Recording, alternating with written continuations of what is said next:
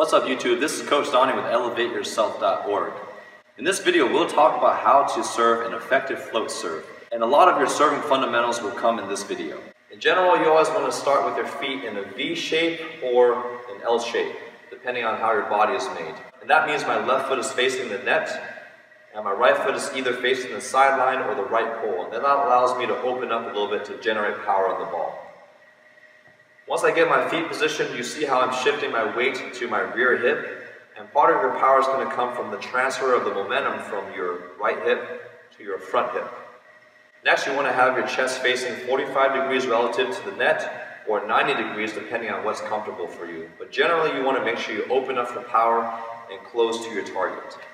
Next, I want to present the ball in front of my right shoulder, and that's mistake number one that people make, is that they present the ball to the left shoulder, and they end up tossing over the left shoulder and they have to reach across, and they end up hitting out to the left, or having side spin or some effect that they don't want that's air to the left.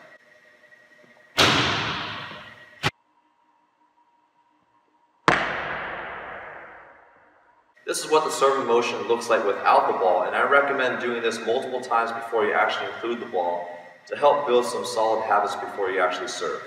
I make a V shape or an L shape with my feet, shift my weight back on my right hip if I'm right-handed, present the ball in front of my right hitting shoulder, and then my elbow's back and my hand is big and firm, so I'm ready to serve.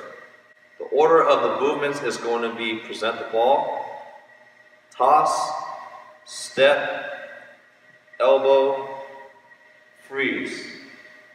Once again, toss, step, elbow, freeze. Now we'll talk about what to do with your hand when you're serving a float serve. When you're serving a float serve, you want minimal spin. That's why they call it a float serve. It's similar to a knuckleball in baseball. The less spin the ball has, the more it's going to wobble and shift places in the air randomly because the air is being displaced unevenly. If the ball is spinning, it's going to displace air evenly. It's going to have a predictable path. But having no spin on the ball is like having no tread on your tires. It will move wherever in random places. In order to create that effect, you want to make sure that your hand is very firm. If your hand is soft, then it's going to take the shape of the ball, which is good for spiking because you want it to spin. But you want to make sure that I have my wrist straight and my hand as firm as possible so it can create minimal contact. You don't want it to grab the ball because then it will create topspin. You also want to contact the ball at the base of your middle finger where you get your monkey bar blisters. If this is the earth, and this is the equator, you want the base of your middle finger to be contacting the equator. So the sound of your float serve should sound more like a thud than a slap. Now that we've talked about our contact point, I'm going to talk about tossing. Tossing is the most underrated aspect of serving. Most people think about what to do with their hand or their power or their speed, but if you don't have a good toss, you will have a terrible serve. If you have a good toss and a weak arm, you'll still get a very consistent serve over and very effective.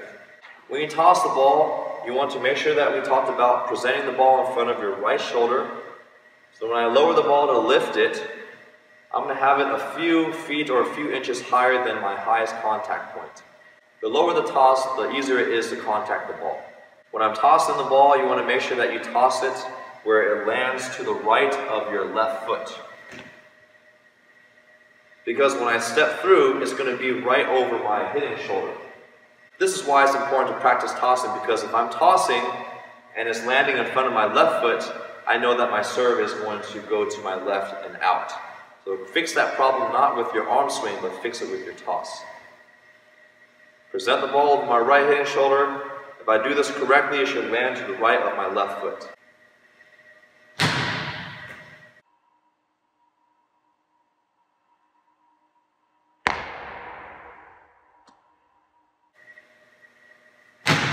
Notice that when I'm tossing, my arm is loaded to hit. You don't want to do anything fancy. You want to have minimal motion to make sure you have an accurate swing. Also, when I'm tossing, I'm pointing with my palm upward. If I flick my fingers, it's going to have spin and it's not going to float as much. Or if my hand is not firm, it's not going to have a lot of power. So you want to make sure when you toss, you have your palm upward because you're just going to toss it straight up and down. You don't want to toss it too far forward, too far back, and so on.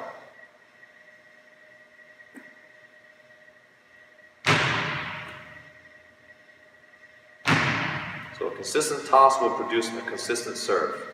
This is what it looks like when you put it all together.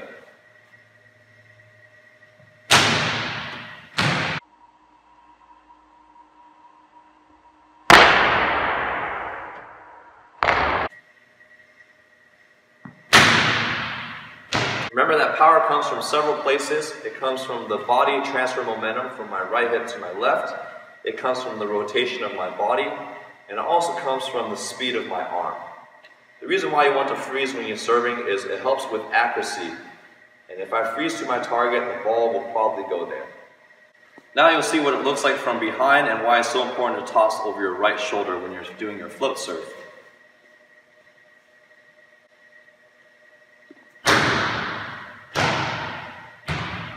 If I toss in front of my left shoulder, this is what it looks like.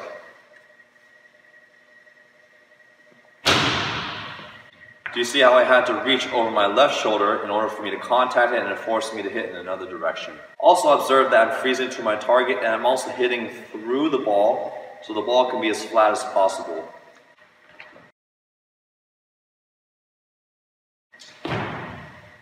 The part of the antenna that I just touched is what I call a second red or third white, and that's where you should be aiming to make your serve as flat as possible.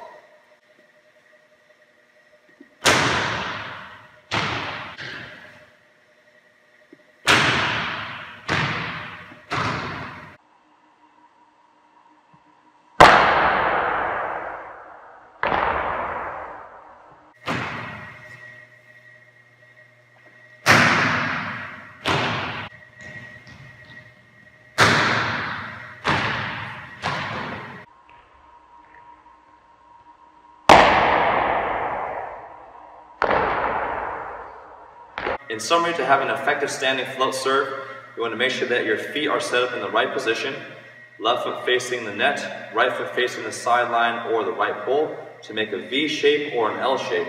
And that allows me to open up for power and also to put my weight on my rear hip to also shift my momentum for more power.